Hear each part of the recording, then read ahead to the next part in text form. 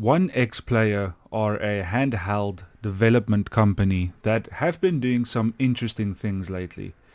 Now, they have a decent list of handheld devices that are relatively powerful, and while these things aren't cheap, they are some of the best handheld devices when it comes to gaming. So here you can see some of the stuff that they have, and one is sort of like a tablet shape. One is, I think this is the same one. You get these triggers for it. This is the newest one, the OneXFly F1 Pro. Then you get the X1, which is that tablet one. You get this One X player, the X1 Mini, and these things are obviously powered by APUs. Now, One X player have developed a external GPU that you can use with these, and these are the 7800M, the 7600M, and the M1. I have no idea how powerful the M1 is, but the 7800M and 7600M are relatively powerful when it comes to HD gaming. But specifically today, I want to take a look at their newest device, the XFly Pro, which is this one. And I just want to see, what it's all about, what it offers, and what the pricing is for it. Right off the bat, you can see that it has a OLED screen at 144 Hz with 800 nits of brightness. And this is obviously quite a good screen. I've seen reviews that say that the screen is fantastic, and ergonomically you can see the shape of the handheld is very good. I think when you look at the competition, this is a very attractive proposition, just because it seems well developed, the materials look nice, and it seems very comfortable, if I can put it that way. It is OLED and it is full HD, so obviously you're going to get some fantastic visuals on this thing, especially because the size is a lot smaller than, say, a tablet. But when we get to pricing, you'll see that this is not the cheapest thing in the world. So the base price, the cheapest one, which is the 8840U APU with the AMD R7 chip, starts at $1,000. Now, right off the bat, that is no small chunk of change. And this one has 32 gigs of RAM and a 1 terabyte NVMe in. And, these are premium devices. But the problem with these devices are that, you can't do much more with them than gaming. Now, of course, you can dock these and use them as computers, but in my opinion, these are mostly just gaming systems. And there's nothing wrong with that if that is what you're looking for. But if you want to do more than gaming, I probably wouldn't recommend something like this. So they have a few more options. So I'm going to take a look at the most expensive one, which is the newest AI chip, the AI9HX370, which is a very, relatively a very good CPU. It has 64 gigs of RAM and a 4 terabyte NVMe, which is obviously more than enough space for gaming. It comes with a bag, and it retails for $1,700. That's a lot of money. So just scrolling through the page here, you can see that it's won some awards. YouTubers have been making videos on it. Now, the CPU is a 12-core CPU with 24 threads. So obviously this thing is going to perform quite well. It has a 36 megabyte smart cache, and it is AI powered. And so, it is quite a good CPU. It is a Zen 5 CPU, and of course uses DDR5 RAM for this system. And the APU that gets bundled with the CPU is the Radeon 890M, which is quite good. I mean, look, you're not going to be maxing out graphics through this APU, but you are going to play your games at HD at medium, and on this small screen it's going to look amazing with the OLED and the brightness and the color I think it'll look fantastic.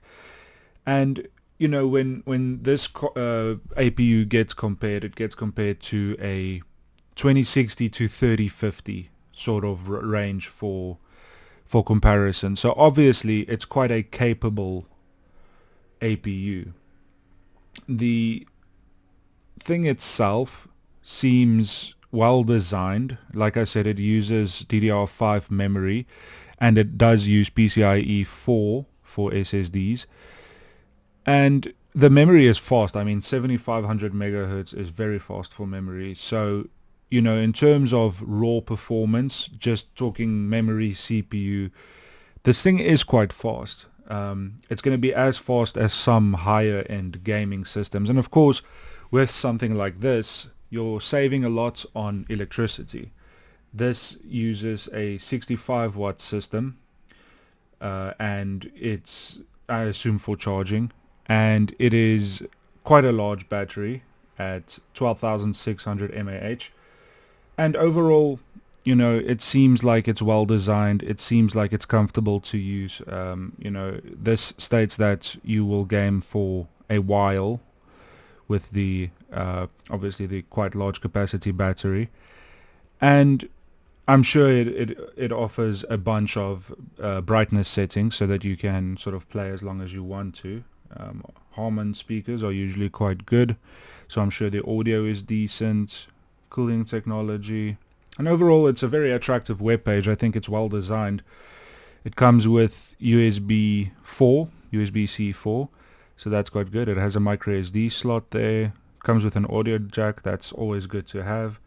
And overall, you know, it's a very capable system. So there's not too much to be said about whether this is a powerful little handheld computer, because it definitely is. But the contention point with this is, of course, this price point, because $1,700 gets you a good computer, a very good computer. But I feel that it is probably not fair to compare this to a computer, because this is a handheld. So what I was thinking was, let's compare it to a mini PC that will be similar in terms of power usage. But of course, with a mini PC, you still need to get a screen and keyboard and peripherals. And so I've chosen one that is $200 less, because I think $200 is enough to get a relatively good screen and a decent wireless keyboard and mouse. You know, you're not going to get a screen that is OLED and looks as good as this, but you're going to get a bigger screen. Let's say you go for a 24-inch, and it's going to be high refresh rate for $150, and it'll be pretty good. So when comparing to this little mini PC, and this is just a random one that I found, this isn't necessarily even the best value, but you know, the APU in this, which is the what was it called? It was somewhere here. The 890M from AMD. That is compared usually to a 3050, and it's a little bit worse than a 3050. So when we compare it to a 4060, of course, it's going to be a lot worse. So right out of the box, this mini PC is going to have a lot better gaming performance. This comes with an i7-13700H, which is a fantastic CPU. A 4060 8 gigabyte. It has 32 gigs of RAM. It's a little bit slower, but it's still a lot. Only a 1 terabyte SSD, also a PCIe Gen 4 SSD, so same in terms of speed more or less, but it's a lot smaller size. But there's a little bit of extra budget if you want to upgrade that.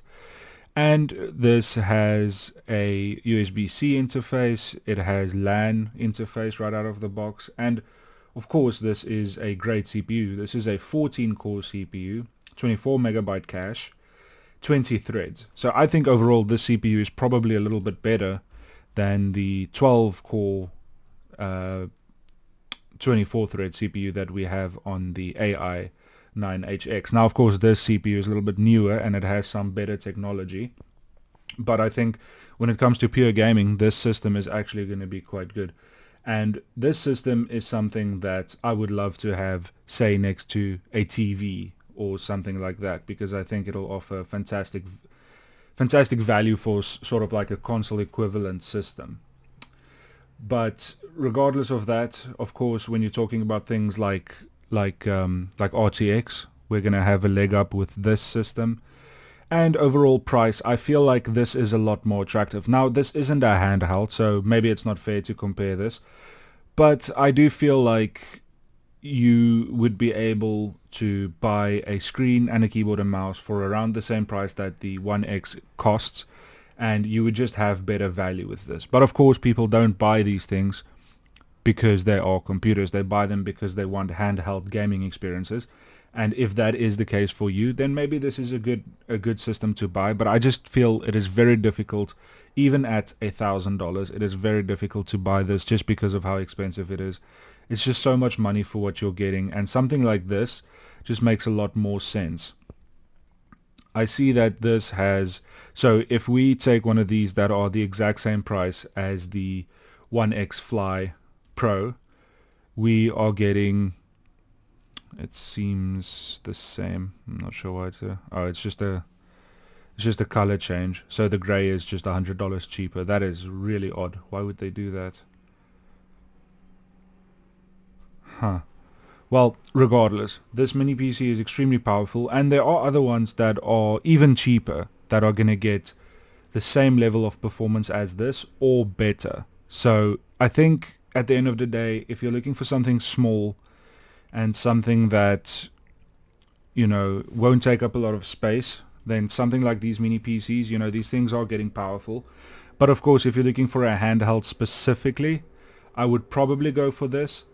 But I just feel it's very difficult to recommend with the price. So I've opened up this video, which was made by Hubwood. Go and check that out, which compares the performance of the 890M, which is the APU found in the OneXFly, to a 3050 35 watt. So that is one that does not use any external power, any supplemental power.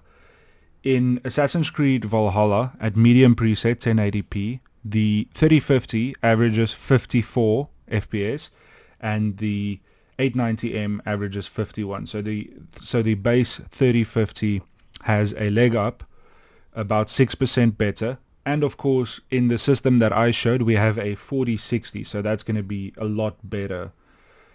But for this comparison, I feel like, you know, for an APU, it's very impressive that something like this, I mean, a game like Control is difficult to run. This is running at medium on 1080p and it's getting 42 FPS.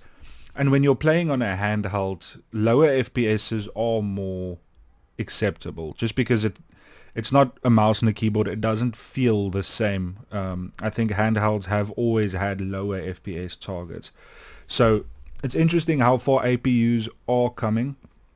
I mean, this is still a very impressive performance, but, you know, overall, I just feel like it doesn't offer the value for the price. Now, interestingly, in this test specifically, the APU is beating the 3050, and I think there will be games like that. In Far Cry, I think this is Far Cry, just judging from the picture, Far Cry 5, medium preset, 1080p, you are getting 63 FPS on the APU, and you are getting 75 FPS on the, well, 67 average and 55 average on the APU. So 22% better on the desktop GPU as compared to the APU. But still, I feel like both are acceptable and pretty good results. Let's take a look at one last one here. So this is Forza Horizon 5 medium 1080p. On the 890M APU, it gets 75 FPS average. On the GPU, it gets 58 FPS average. So it does almost 30% better on the APU. And this is interesting because this shows that even with the 4060, in some titles, the APU is going to get close to the performance of that 4060. But in some other titles, the 3050 beats it handsomely. Now, the interesting thing is the Radeon 890M has a 50 to 60 watt power usage for the whole APU, which includes the AI 9370HX CPU. For the 3050, there's a 35 to 40 watt power usage for the GPU only, and this is on an Asus Swift, which I think is a laptop. So it's interesting that the power usages are sort of going to be very similar, because let's even say it's a desktop and you're using a low power CPU, 16 gigs of RAM and an SSD. It's maybe going to be another 100 watts maximum of usage. So maybe we double the electricity cost on the computer, but it's still going to be a very low electricity cost. So in terms of performance, it's very impressive what these APUs are getting to now. But in terms of price to performance, it doesn't make sense yet when you compare these two GPUs that are out and are budget GPUs, especially now with the new Intel series coming out, which is going to be $250 for better performance than both of these, much better, even better than the 4060 that we looked at. So the price to performance is only getting worse, technically, and I think that makes it an unattractive proposition. But if you're looking specifically for a powerful handheld, you can't go wrong. There's not much better than this. But just from judging from a personal, subjective point of view, I think that the price to performance doesn't make sense. Even though it's a very impressive system, it doesn't make sense to purchase, and I probably wouldn't buy one. But it is impressive, and if you're looking for a gaming experience that is portable, that is handheld, and that is low electricity, it might make sense. It's just that price is very high. So that's going to be about it for this one. Thanks for watching, and I hope to see you in the next one. Cheers.